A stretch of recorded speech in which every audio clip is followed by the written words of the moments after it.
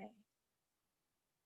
Good afternoon, and thank you for joining us for this next installment of the Northwest Chamber of Commerce Member Interview Studio Sessions.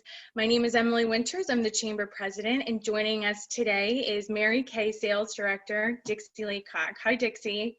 Hi, Emily. So glad to be with you today. Thank you for joining us. We are so excited to interview you. All right, well, we will get started then. Okay, great. The first question I have for you is, what is it that got you into the world of skincare and cosmetics? Oh, okay. Well, that makes sense. But it was basically my mom has used Mary Kay products since the 70s. And my first skincare class that I ever attended, I was in 6th grade, and I was a good guest. I brought my own guest. I invited a friend of mine to join me with that party. So Mary Kay has actually been a part of my life since I was a little girl.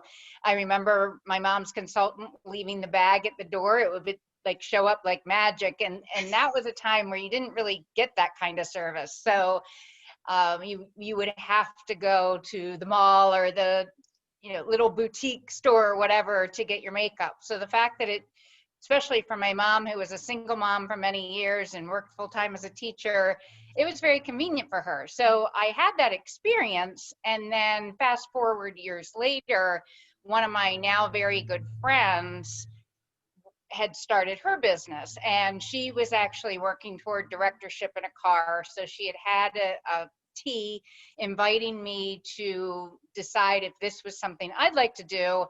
And I remember thinking, well, if I knew what I had spent during the holiday season with her, so I was like, well, I could at least get my products at half price, and I can take over for my mom's business. I know I at least have one customer. So, and about that same time, we also owned a pharmacy, and I had been working for another company so that we could pay our bills. And we had finally gotten to the point where I didn't have to do that anymore.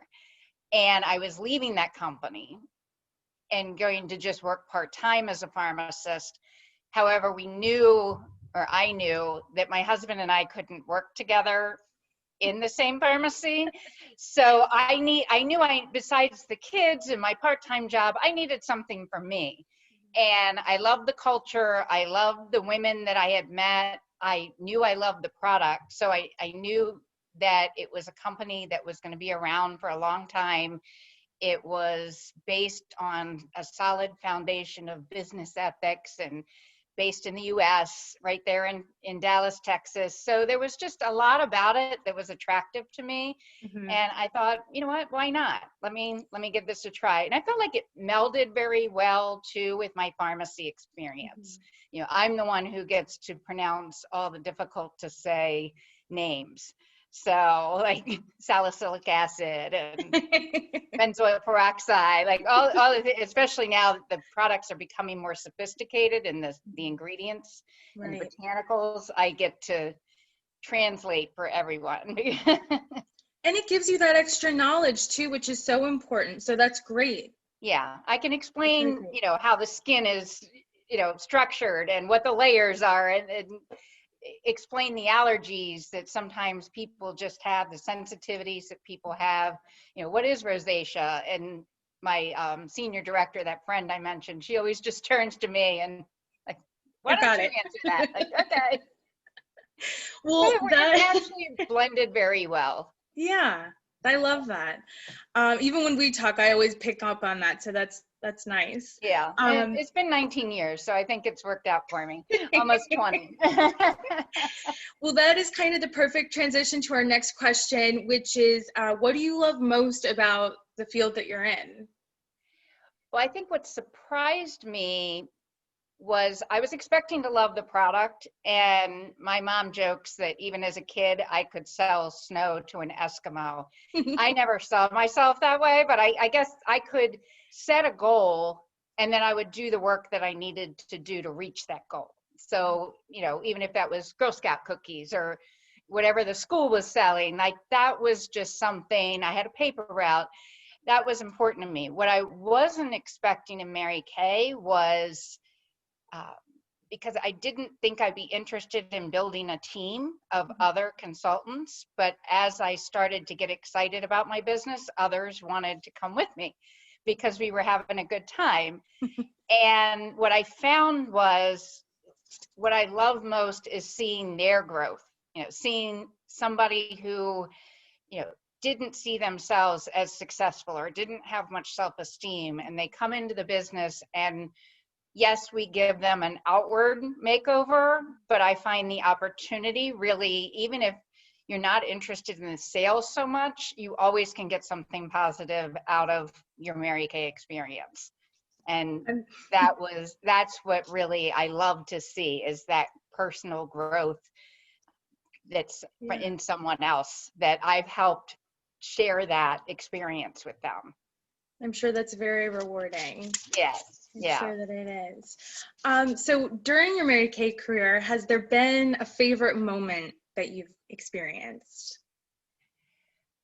Wow, there's so many, because I've earned a career car, and going and picking up that car is unlike picking up any car you can imagine. Like, basically you sign your name and they hand you keys and you have a big party.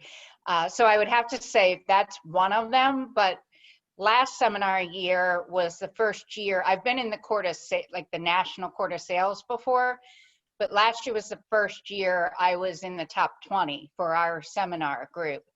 And one, that means you're on stage longer, so that's a lot of, I mean, you're in the stage looking out, like 5,000-6,000 women screaming, and you're trying to find your friends, and it's nearly impossible. But before you go out on stage, you get to sit in the back room. It's like they set up this little lounge with a little makeup bar. You can obviously you can touch up your makeup. They have water and tea, like there was coffee. But what was really neat was being able to sit with all the other, former queens, or, what ended up being that year's queen, like to be able to sit there and talk to other women who are where you want to be and get to experience being in their space was really one of my favorite moments, because I was back there for like an hour and a half. Like I felt like I was back there most of the night. So plus you got to sit down, which was great since you were in heels, but it did make it a lot more comfortable, and you could watch on the screen. But I was talking to women who had been in Mary Kay for decades and were, going to be crowned like queen of all the, the most successful sales director, or the best in team building, and just to getting those tips from those women was one of my favorites. I love that. That is great. Yeah. That's a great couple of favorite moments. Are there any interesting or funny moments or experiences you'd like to share? We do have a good time, and luckily I don't have too many like really whoopsie kind of moments with my business. Like when I'm holding a skincare class, I mean, there have been things like, you send out a sample packet and you realize you forgot, or you added everything but the skincare sample. I mean, things like that happen, and you're like, oh, well, that's going to be a problem showing you that. But I think one of the funniest things that happened, we were on our way to Cambridge. I was driving. I have this car full of women, and I think it was a fairly new car of mine. And we're driving down there, and we laughed the whole 2 hours. And we finally get to the hotel, and there was this whole thing about how this was when the hotels first started not telling you your room number. Like they'd hand it to you in the key, like your room number is written on the package. And I travel a lot, so I had experienced that, but my friends with me hadn't, and they were like, well, what room are we going to? I'm like, it's a secret. Well, because at this point we're no good. And I had done valet, like I left the car, blah, blah. So, and then we're still laughing. I'm like, I can't tell you until we get there. So we get to the room, and all of a sudden the phone rings. And we're just like, how did they know we were here? Like, who could be calling? The mystery caller. Now we're here. Well, I couldn't even talk at that point. And it was the front desk, actually. I had to let somebody else talk because I just was on the floor. It was to let me know that they had accidentally locked my keys in the car at the valet with my lights on, and did I possibly have another key with me? Like, no. Oh So my I had to go goodness. down. So it's like, it was just funny because, you have those moments with friends and some of these people were people I hadn't even known before. And all of a sudden they were, they are some of my best friends, and just the silly things that Yeah. happen, and something that actually I could have gotten angry about it. I could have been really upset, caused me to miss like most of the opening session because not only did I have to get my keys out, then I also needed to jump start because my battery had died by the time they got there. But we were having a good time, and it just helped diffuse a situation that could have been a little irritating. And that's a great way to bond with people you work with. So that's Yeah. great. I love We that. still talk about, I mean, that was probably 15 years ago. We still talk about that day. And whenever we go to a hotel, it's like, it's a secret. I can't tell you. Slip the card. Yeah. So transitioning into some of our actor studio type questions, Oh. is there a word in your vocabulary that's a favorite?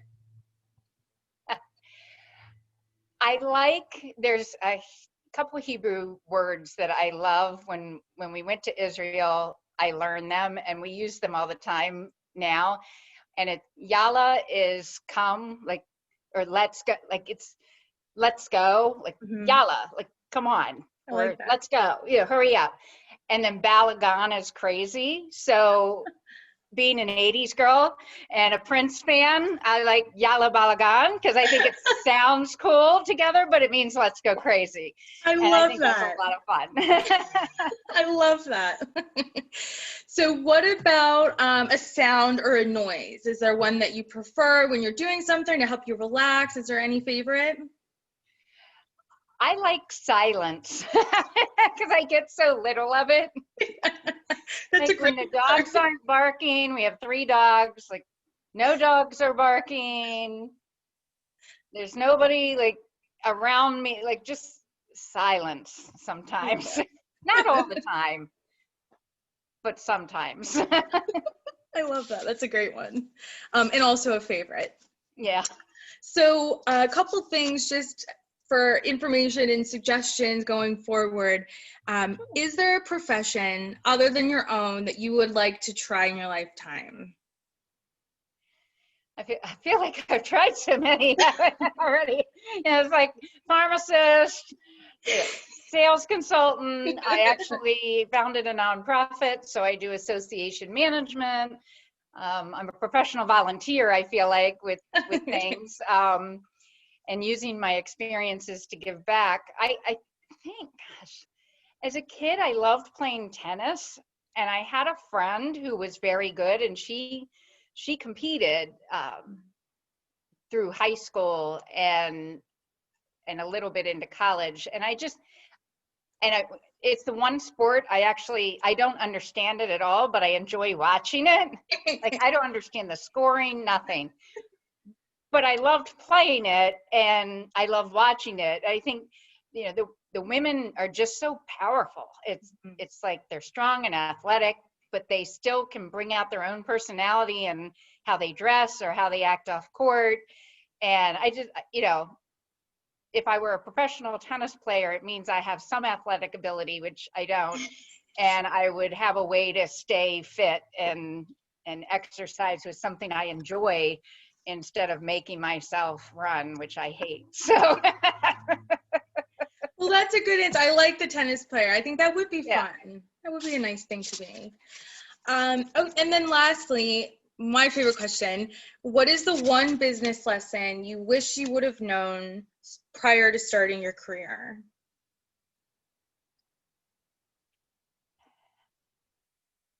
I think prioritizing tasks, because I still struggle with this. I think if I could have learned it more younger, then maybe I wouldn't be so stuck in my habits, which are poor. But, being able to prioritize what needs to be done when, and that planning ahead, like being able to take a bigger project and chunk it down, I tend to have to deal with whatever's right in front of me because I have so much going on. Or maybe even the ability to say no to things sooner in my career than later.